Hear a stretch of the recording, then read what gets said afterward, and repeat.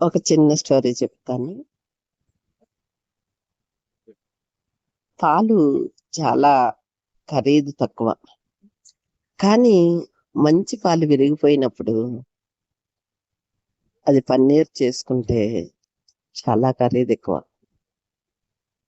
అంటే ఇక్కడ మనం నేర్చుకోవాల్సింది అది విరిగితేనే దానికి ఖరీదెక్కువొచ్చినప్పుడు మనిషి కూడా అప్పుడప్పుడు పాడైపోతూ ఉంటాడు.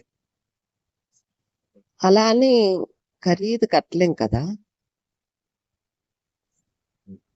అలాగే ద్రాక్షాలు. ఒక కేజీ ద్రాక్ష కొన్నప్పుడు అది చాలా తక్కువ రేటే ఉంటది. దాన్ని వైన్‌గా మార్చినప్పుడు అది చాలా ఎక్కువ రేట్ ఉంటది. అది కూడా పాడైపోయిందే కదా! మరి దానికంత వాల్యూ ఎందుకు? అంటే మనం తెలుసుకోవాల్సిందేంటంటే, మనం దారి తప్పిపోయినప్పుడు ఒక గుణపాఠం మనకి నేర్పిస్తుందనమాట. కొలంబస్‌ని దారి తప్పిపోబట్టి అమెరికాని కనుగొన్నాడట. ఒక సైంటిస్ట్ కూడా ఏదన్నా పాడైపోయిన దాన్ని తీసుకొనే బాగు చేయడానికి చూస్తాడు. ఇక్కడ మనం నేర్చుకోవాలేంటంటే, పాడైపోయిన వస్తువులోంచి ఖరీదైంది వస్తుంది అనుకుంటున్నాం. నిజమే. వెన్నని విరగ్గొట్టి కాస్తా ఉంటే అది నెయ్యవుతది. ఎన్నో సంవత్సరాలు నిలవుంటది నెయ్య. ఒక లీటర్ పాలు ఒక రోజంతా బయటొదిలితే ఇరిగిపోతది. ఎందుకు పనికిరాదు. అది నిజంగా పన్నీరుకి కూడా పనికిరాదు. అదే పాలు మంచిగా కాసి విరగ్గొడితే పన్నీరుకి పనికొస్తది. అదే పాలల్లో తోడు వేస్తే వెన్నపూసయ్యి మంచి టేస్టొస్తది. ఆ వెన్నపూసని మళ్ళా మనం విరగ్గొట్టి కాస్తా ఉంటే, ఆ స్మెల్ అసలు భరించలేము. కానీ, ఆ నెక్స్ట్ వచ్చేది నెయ్య. ఎంత కమ్మటి వాసనొస్తదో. అది ఎన్నాళ్ళు నిలవుంటదో. మరి అదే పాలలోంచి తీస్తున్నాం గదా! అంటే మనలో ఎన్నో ఉన్నాయి. అవి మనం బయటికి తీయట్లేదు. బయటికి తీసిన రోజున మనం చాలా కాస్ట్‌లీ అన్నమాట.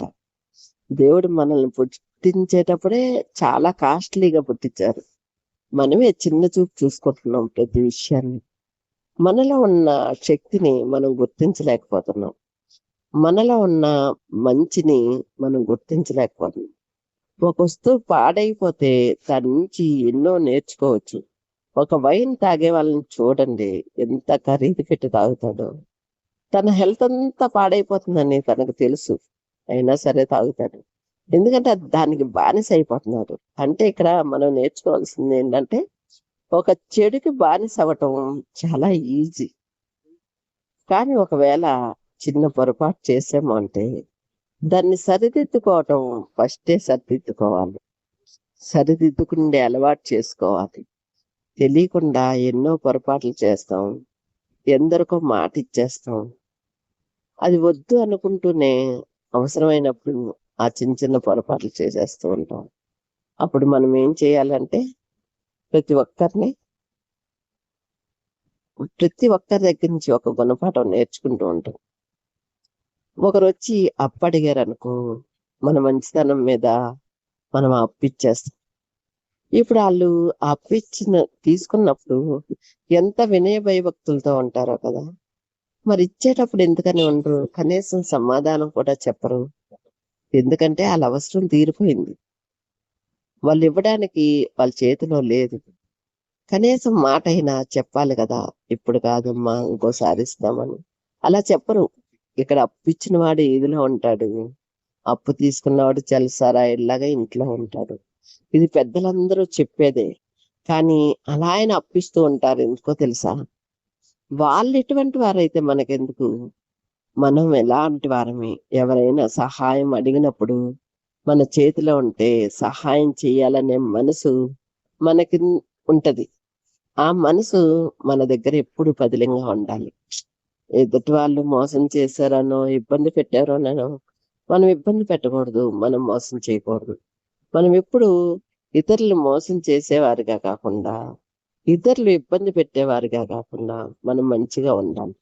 అలాగే ఎవరి మీదైనా నిందేసేటప్పుడు ఒకవేళ వాళ్ళ వైపు చూపిస్తున్నామంటే 4 ఏళ్ళు మన వైపు చూస్తున్నాయని ఆలోచించాలి. ఇక్కడ మనల్ని మనం సరిచేసుకునే పద్ధతిలో ఉన్నాం. అంతేగాని ఇతరులని ఎప్పుడు మనం సరిచేయాలని ఆలోచించొద్దు. ఆలోచిస్తే ఉపయోగం ఏమి లేదు. వాళ్ళంతట వాళ్ళు మారాలి గాని, మనం ఎంత మొరపెట్టినా, ఎన్ని ఇబ్బందులు పెట్టినా వాళ్ళు మారరు. మనం నేర్చుకుంటూ ఉండాలి ఎప్పుడు. ఇక్కడ పాడైపోయిన వస్తువు కోసం చెప్తున్నా. ఇప్పుడు కూరగాయల తొక్కలు కూడా సపోజ్ అవి పడేస్తే చెత్తలోకెళ్ళిపోతే ఎందుకు పనికిరావు. వాటినే నిల్వుంచి ఒక ఎరువుగా తయారు చేసామనుకో, ఒక మొక్కకి దానంత బలం ఇంకోటి లేదు. ఇక చూసారా, అది కూడా పాడైపోయిన వస్తువే. కానీ మొక్కకి చాలా బలం. ఒక ఎరువుగా మారిపోతుంది. అలాగే కొన్ని వ్యర్థాలు మొక్కలకి బలం. ఎందుకంటే అవి ఆకులు, అలములు తింటాయి. ఆ వ్యర్థ పదార్థాన్ని ఎళ్ళి మొక్కలకు వేస్తే చాలా బలం. ఇక్కడ వ్యర్థం కూడా మనకి ఉపయోగకరంగానే ఉంది. అంటే వ్యర్థంలోంచి కూడా ఏదో ఒక మంచి నేర్చుకుంటూనే ఉన్నాం. ప్రతి ఒక్కరూ నేర్చుకోవాల్సింది ఏంటంటే, వాళ్ళు తప్పు చేస్తున్నారని ఏలైతే జీవించే కంటే, ఆ తప్పులో మనమేం నేర్చుకోగలం? వారు చేసిన పొరపాటు నుంచి మనమేం నేర్చుకోగలం అని ఆలోచించాలి.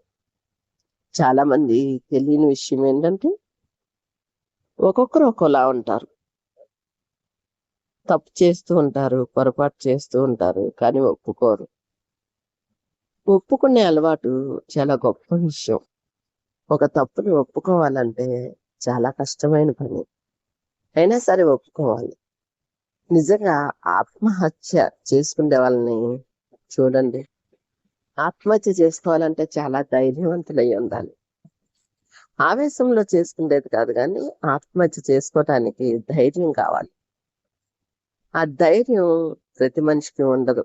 చేసుకుంటామని బెదిరించే వాళ్ళు కొందరుంటారు. చేసుకొని చూపించే వాళ్ళు కొందరుంటారు. బెదిరించిన వారైనా, చేసుకున్న వారైనా ఏమీ సాధించలేరు. ఎప్పుడు కూడా తనను తాను ఆత్మహత్య చేసుకుంటున్నాడు అంటే ఆత్మని హత్య చేస్తున్నాడు. ఒక మనిషి ప్రాణాన్ని హత్య చేయటం కాదు, ఆత్మనే హత్య చేస్తున్నాడు. హత్య చేసుకుంటే వాడు గెలిచేది ఏమీ ఉండదు, నరకం తప్ప. ఎప్పుడైనా ఓడిపోయాము అంటే అందులోంచి ఒక విషయాన్ని నేర్చుకొని గెలవడానికి ట్రై చేయాలి. గెలిచేవాడు ఒక్కసారి గెలుస్తాడు. ఓడిపోయిన వాడు ఎన్నిసార్లు ట్రై చేస్తాడో అన్నిసార్లు గెలిచినట్లే. జీవితం కూడా ఇంతే. చాలా సార్లు మనం ఓడిపోతూ ఉంటాం. మనం అనుకున్నది సాధించలేకపోతూ ఉంటాం. మనం ఈ టయానికి ఈ పని చేయాలనుకుంటాం. సమయానికి మన దగ్గర ఆర్థికంగా సమస్యల్లో ఉంటాం. లేదా పిల్లలకి ఇది కొనిపెట్టాలనుకుంటాం. మనకి ఎన్నో ఆశలు ఉంటాయి. అవన్నీ తీరకపోవచ్చు. అయినా సరే పట్టుదలగా నెమ్మదిగా ఒక్కొక్క అడుగు వేయాలి. అంతేగాని నేను అనుకున్నాను కదా అని వేరే వాళ్ళ దగ్గర అప్పు తెచ్చి కొనేసుకున్నాం అనుకో, దానివల్ల ఎన్నో ప్రాబ్లమ్స్. ఎందుకంటే అటు అప్పు కట్టాలి, ఇటు తెచ్చిన వస్తువుకి వాల్యూ తగ్గిపోతూ ఉంటది. అప్పుడు ఏం చేస్తాం? అప్పుడు చాలా ఇబ్బందులు పడతారనమాట. ఒక భార్య అంట ఒక 10 సంవత్సరాల క్రితం బంగారం కొందంట, ఒక 5 కాసులు బంగారం. అప్పుడు చాలా వాల్యూ తక్కువ. అంటే 5 సంవత్సరాల క్రితం అంటే దాదాపుగా 5,20 వేసుకోండి, ₹1,00,000. అదే ₹1,00,000 ఎట్టి భర్త కారు కొన్నాడట. కారు కొంటే ఇప్పుడు ఆ భర్త కొన్న కారుకి 20,000, 30,000 కూడా ఇవ్వట్లేదట. కానీ ఆ భార్య కొన్న బంగారానికి 5,00,000 వస్తున్నాయి. అంటే ఇక్కడ అర్థం ఏంటంటే ఒక్కొక్క వస్తువుకి ఒక్కో వాల్యూ ఉంటది. ఇప్పుడు బంగారం వాడుకోవటానికి పనికొస్తుందా? కారు వాడుకోవటానికి పనికొస్తుందా? బంగారం అందం కోసం లేదా అవసరాల కోసం. కానీ కారు అలా కాదు. ప్రతి కష్టానికి ఉపయోగపడుద్ది. ప్రతి అవసరానికి ఉపయోగపడుద్ది. వాల్యూ చూడకూడదు. ఇక్కడ మనకి ఏది ఉపయోగకరంగా ఉంది. ఇప్పుడు బంగారం మెల్ల వేసుకుంటే ఉపయోగం ఏం లేదు కదా, దొంగోడికి చిక్కుపోవటం తప్ప. అదే కారు ఉందనుకో, పిల్లల్ని స్కూల్కి తీసుకెళ్ళొచ్చు, ఉద్యోగాలకు వెళ్ళొచ్చు, మనకు అన్ని అవసరాలుగా ప్రతి అవసరానికి మనం మార్కెటింగ్ చేసుకోవటానికి కానీ ఏదైనా ప్రతి అవసరానికి అది తీరుద్ది. అలాగే ఎవరైనా కష్టంలో ఉన్నారంటే గబుక్కుని తీసుకెళ్తాకి కారు పనికొస్తుంది, బంగారం పనికొస్తుందా? బంగారం వాల్యుబుల్లే. కరోనాలని చాలా మంది బోల్డ్ బోల్డ్ స్థలాలుండి, బోల్డ్ ఆస్తిమంతులుండి చనిపోయారు. ఎందుకో తెలుసా? చేతిలో డబ్బులు లేక. ఇప్పుడు ఆస్తి ఉంటే సరిపోదు కదా, సమయానికి చేతిలో డబ్బు ఉండాలి కదా. డబ్బు లేక చనిపోయిన వాళ్ళు చాలా మంది ఉన్నారు. ఎందుకంటే అప్పటికప్పుడు ఎవరు కొనరు. ఇప్పుడు మనకి డబ్బులు అవసరం అని ఎవరు కొనరు. ఇంకా కరోనాలో ఎవరు తాకట్టు పెట్టుకోవటాలు, బ్యాంక్ లోన్లు ఇవ్వటాలు ఇలా సహజంగా అవ్వవు. టకటక అయిపోవు కదా. అలా చనిపోయిన వాళ్ళు మరి అంత ఆస్తి సంపాదించారు కదా, ఏం ఉపయోగం? ఇక్కడ వస్తువు వాల్యూని బట్టి అన్నమాట. ఇప్పుడు పాలని తీసుకుంటే తక్కువ వాల్యూ, కానీ అది ఆరోగ్యానికి మంచిదే. దాన్ని విరగొట్టి మనం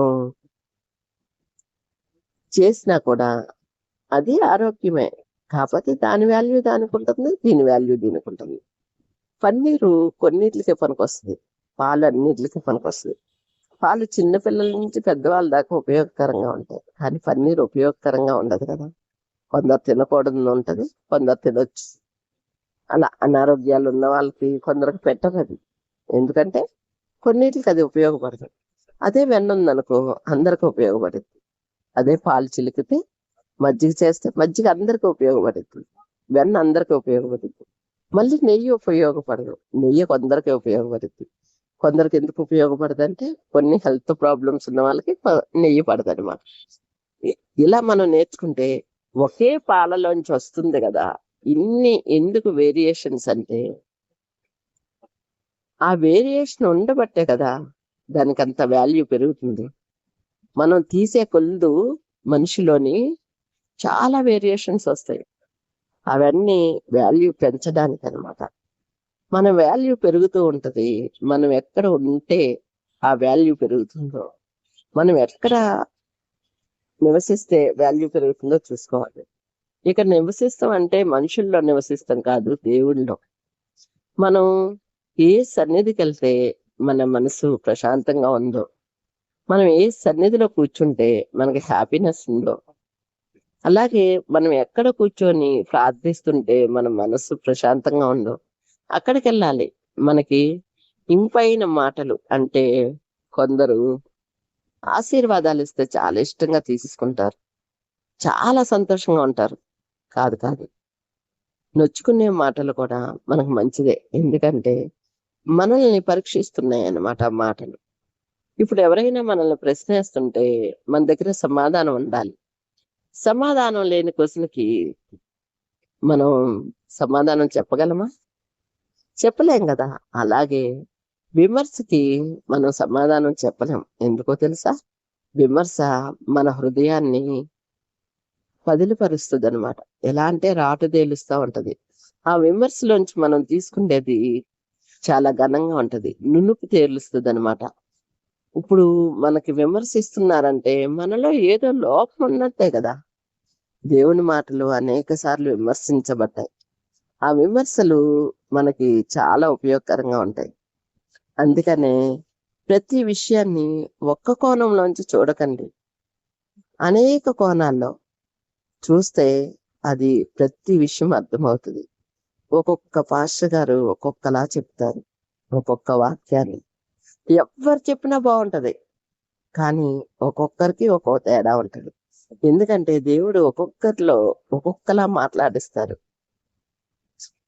నేను నిన్న ఒక విషయాన్ని నేర్చుకున్నాను. ఏంటంటే మన మాట స్పష్టంగా రావట్లేదు అనుకో, మనం స్పీచ్ కరెక్ట్ గా చేయలేకపోతున్నాం అనుకో, పంటి కింద పెన్ను పెట్టుకొని స్పీచ్ చేయాలంట, అంటే ప్రాక్టీస్ చేయాలంట. అప్పుడు అది చాలా స్పష్టంగా వస్తుందంట. అంటే నేను ఒక విషయాన్ని నేర్చుకున్నట్టే కదా. నాకు సంతోషం అనిపించింది, నేను కూడా ట్రై చేద్దాం అనుకున్నాను. ప్రతి విషయాన్ని నేర్చుకోవాలి, వాళ్ళని ఎక్కిరించకూడదు. అబ్బా ఏముందులే ఇలాగే చెప్తారు, కాదు కాదు. మనం ఎవరు ఏది చెప్తున్నా దాన్ని నేర్చుకునే వారిగా ఉండాలి. ఓకేనా?